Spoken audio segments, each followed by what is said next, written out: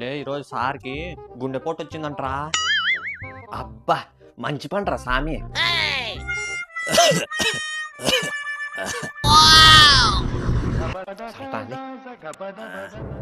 Good morning sir.